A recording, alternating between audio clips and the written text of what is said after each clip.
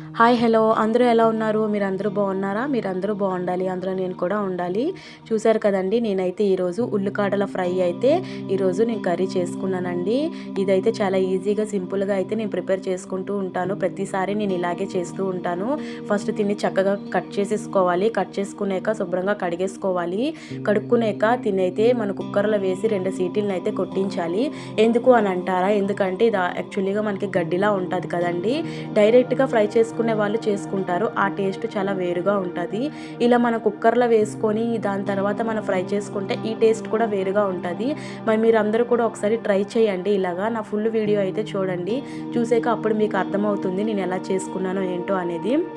నేనైతే కడాయిలో కొంచెం నూనె వేసుకొని, జీరా వేసుకొని, తెల్లుల్లి, కొంచెం ఎండుమిర్చి వేసుకున్నానండి. ఈ ఎండుమిర్చి తెల్లుల్లిపై వేసుకుంటే మనకు కొంచెం టేస్ట్ బాగుంటుంది. అందులో టమాటీ కూడా యాడ్ చేసేసుకున్నాను. నేను ఇందులో శనగపప్పు కూడా యాడ్ చేసుకున్నానండి. శనగపప్పు కూడా వేసుకుంటే చాలా టేస్ట్గా ఉంటుంది.